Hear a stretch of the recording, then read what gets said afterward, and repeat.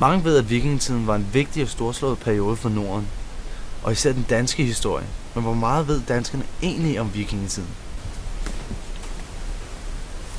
Hvad skete der dengang? Og hvordan afspejler det sig i vores samfund? Det vil jeg nu til at undersøge, og forhåbentlig nå frem til langt større viden om vikingetiden, og hvad det betyder for Danmark i dag. Derfor har jeg tænkt mig at tage hen i Vikingeskibsmuseet i Roskilde, for at finde mere om vikingetiden. Men først tager jeg hen i Fils for at finde ud af, hvad danskerne tænker om vikingerne. Hvad tænker du, når du hører ordet viking? Jeg tænker gamle danskere, som tager på togt og skal ud og røve. Men det er de rigtige mænd, som det har sværd, og det har skjold på, og så har det bundet på, hedder Islandet. Skandinavien, og togt og gamle skibe og sådan noget lort. Sådan en hjelm med horn og bar mave og høj lyd og fedtet hår måske. Sådan gammel dansk tid. Hjelme. Blodtørstige sataner, som væltede ud og hakkede alt ihjel. Gamle dage. Jeg tænker dengang, at der var koldt i Danmark. Jeg tænker mennesker, der kunne lide sådan der at spise kød i store mængder. Ja.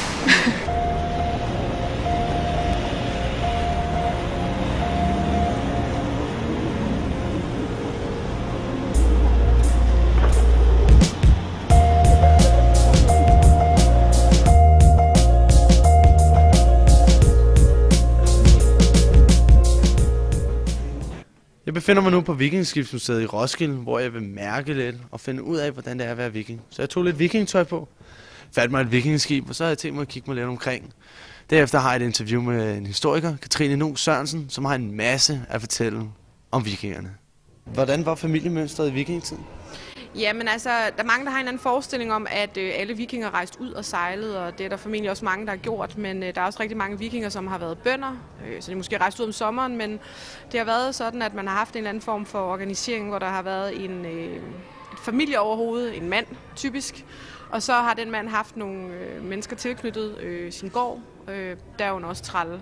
Og så har vi haft stormændene over igen, ikke? Og så har vi så haft kongen, høvdingen, eller afhængig af, hvornår i perioden man snakker om. Ikke? Så det har været et meget sådan klassedelt samfund, men man skal nok ikke helt kæmpe sig af, at kvinderne også har haft noget at skulle sige internt i husholdningerne. Det var trods alt dem, der styrede det, når mændene var afsted om sommeren. Hvordan afspejler vikingetiden sig i nutidens samfund? Jamen altså, det er jo i virkeligheden et ret interessant spørgsmål, fordi vi har alle sammen i et eller andet omfang en forestilling om, hvordan vikingetiden har været. Og den forestilling bygger for mange menneskers vedkommende, også de turister, der kommer her på, hvad kan man sige, det billede, der er beskabt i nationalromantikken, hvor vikingetiden ligesom blev brugt til at promovere en eller anden form for national identitet, fordi vi i løbet af 1800-tallet tabte ret meget af de danske områder. Og så vender man sig mod vikingetiden, hvor vi jo tager ud og erobrer landområder. Vi er med til at stifte byer i England og sådan set også over i Rusland, hvis man har været svensk viking. Så på den måde så har man brugt vikingerne og fremmedelskede det der sådan lidt mere krigeriske billede af dem, som tog ud og plyndrede og havede. På hvilken måde har vikingetiden haft en indflydelse på Danmarks nationale identitet? Jamen det er jo den her periode, vi ser på med sådan lidt glorificerende øjne, ikke? Fordi at det er på det her tidspunkt, vi er, nu er det som farligt måske at sige en stormagt, men man kan sige, at vikingerne og hele det område, de har underlagt sig, er altså et ret betydeligt område i den kendte verden i vikingetiden. Og man kan sige, hele den her dominans, eller det her billede, eller hele det her geografiske område, vi besidder, det ligger altså til grund for, at man fremelsker det i nationalromantikken. Og det gør både Grundtvig og H.C. Andersen og alle mulige. Så man glorificerer lidt det billede. Og så lægger man meget entydigt vægt på, at det har været vikinger, der er rejst ud og erobret. Altså det er det, man entydigt lagt vægt på, og det romantiserer man i et eller andet omfang. Ikke? Og det bygger jo i høj grad på de engelske kilder, vi har fra klostrene over ved kysterne i England. Ikke? Hvad kan du sådan fortælle om vikinger, som man normalt ikke hører? Jamen, vikingerne, de var for eksempel i forhold til vores standarder ikke særlig høje. Der er mange, der har et billede af vikinger som nogle kæmpe mennesker. De har altså ikke været mere end 71 i gennemsnit for mændene.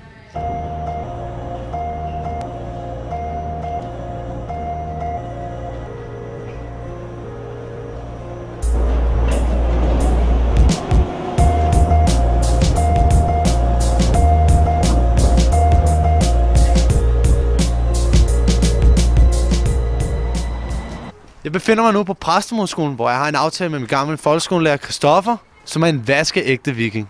Jeg sidder nu her med Christoffer, som sjovt nok også er min tidligere folkeskolelærer. Men han er også en vaskeægte viking. Hvorfor er du en viking? Ja, altså det startede jo for lang tid siden. Egentlig var jeg bare interesseret i at slås med sværd. Og så synes jeg, det var...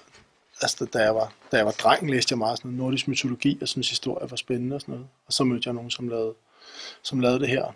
Kæmpede med sværd og tog ud i verden og mødte andre folk og sådan noget. Synes jeg var rigtig spændende. Og så synes jeg også, det her, som jeg laver, har jeg kalder det sådan en kultursport. Fordi det er mere end bare en sport. Vi har også et stort fællesskab. Og det giver selvfølgelig også man har en historisk interesse. Og når man har styr på en historisk tid, så får man også en bedre forståelse for sådan andre. Så fordi jeg ved noget om vikingetiden, så ved jeg også noget om middelalderen, så ved jeg også noget om jernalderen, så ved jeg også noget om romertiden. Der findes jo mange vikinggrupper fra andre lande i verden og sådan noget. Betyder det noget specielt for dig, at du er en dansk viking? Nej, ikke det der, altså ikke det danske. Tværtimod, så synes jeg, det er sådan lidt interessant at bryde nogle af de der klichéer, ikke? Altså for eksempel fortæller vi jo meget om, at der også er fundet kvinder med våben i grave, og at man også havde homoseksualitet i vikingetiden, og at de udover det ikke havde horn i hjelmen. Og, så alle de der ting omkring det danske, altså nej, jeg er ikke specielt begejstret for at være dansk. Det er ikke noget, som jeg bryster mig i. Så sådan rent historisk er det interessant, men identitetsmæssigt, så synes jeg, det er fint at være dansk, men jeg har ikke nogen særlig sådan national følelse, hvis det er det, du tænker på. Men der er jo mange, der forbinder det med at være viking, også at være rimelig dansk, for eksempel sådan noget som, når man ser folk på gaden gå med Thors hammer, halskæder og Daniel Lager og Mikkel Kessler, der er forskellige viking-tatoveringer og sådan noget der. Hvad med dig, er der noget, du sådan prøver at vise ekstra mere frem for at være viking eller noget som helst? Jamen altså alt det der Daniel Lager og Mikkel Kessler, det går jo ind i den der nationalromantiske, tradition, ikke? Som jeg også, fordi jeg også er historieinteresseret, godt ved, hvor kommer fra, og vi gik fra at være et meget stort land til at være et lille land, og så skulle man ligesom undersøge, hvornår var vi seje sidst, og så var det så vikingerne, ikke? Og det bruger modebranchen og reklamebranchen, og den historie er rigtig godt solgt, ikke? Så det er klart, når Mikkel Kessler han skal ud og promoveres ud i verden, så kalder man ham en viking, ikke? Altså, når jeg kigger på Daniel Lager og hans tatoveringer, så kan jeg bare se, at de viking-tatoveringer, han har, det har ikke noget med vikingetid at gøre. Altså, du ved ikke. Så på den måde, så synes jeg bare, det er sådan lidt fjollet, ikke? Ja. Men altså, igen, jeg er jo ikke specielt stor fodboldfan, så... Men altså, jo, men det er fint, men det er også sådan et label, som danskere promoverer sig med, ikke? Altså, det er jo, sådan er det jo.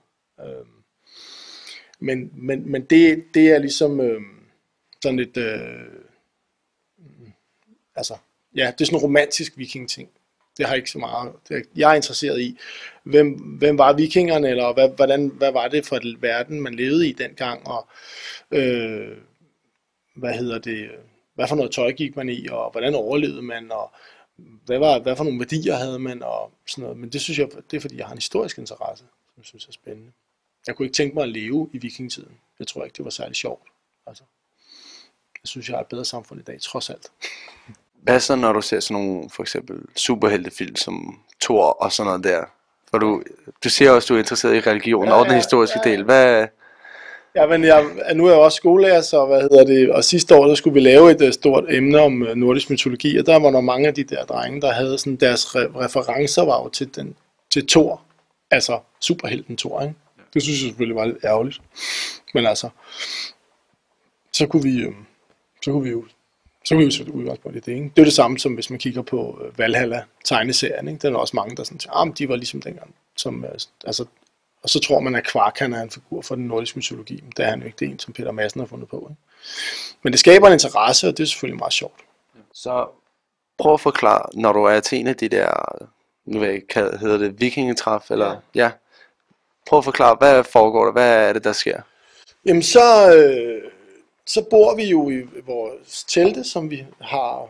Så vi har lavet nogle telte ud fra nogle billeder af, hvordan man har troet teltet, eller hvordan teltene har set ud, og så bor vi der, og så prøver vi at sove og spise og så videre, og leve ligesom man gjorde i vikingetiden, eller hvordan man har troet.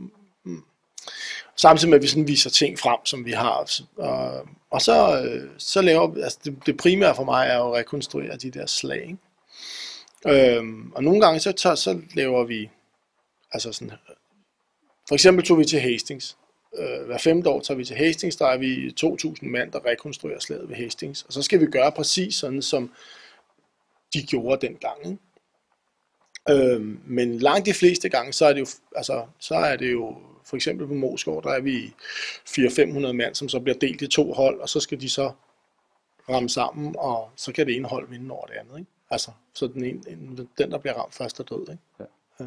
Og så prøver vi sådan at lave, vikingerne har sådan noget, der hedder svinefyld, for eksempel, ikke? Hvor man sådan laver, linjerne, de prøver sådan at lave en kile ind igennem den anden linje og bryde den op. Så prøver vi at gøre det der og se, om det virker, ikke? Selvfølgelig er der en masse sikkerhedsregler, ikke? Om man må slå i hovedet og sådan noget, ikke? Og man skal ikke slå for hårdt og sådan noget, men vi slås med stålvåben, og det hele skal sådan se rigtigt ud, ikke? Så den der udstilling på Nationalmuseet der, der var du inde og lave sådan en optræden, ikke? Eller hvad man skal sige der, du var ude og reenacte noget der.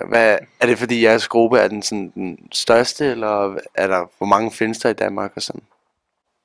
Altså vi er en af de ældste grupper og en af de største grupper i København. Der er et par grupper i København, og der er nogle på Fyn, og en meget stor gruppe i Aarhus også. Så på landsplan er der vel, det ved jeg ikke, 500-700 krigere, altså folk, der slås, ikke? Og så er der vel et par tusind, der laver vikingehåndværk, eller rider på islandske heste, eller sejler med vikingskib, eller på anden måde er involveret i den her vikingescene. Ja. Og på Nationalmuseet, altså, vi lavede en kampopvisning. Vi lavede ikke et reenactment, men altså, det er lige meget. Men ja, det gjorde vi. Ikke? Så viste vi, hvordan krigerne, hvad for noget tøj de havde på, og hvad for nogle slags udrustninger der var, og så udviklede det sig så til, at vi tævede hinanden, ikke? Fordi det er sjovt. Så, ja.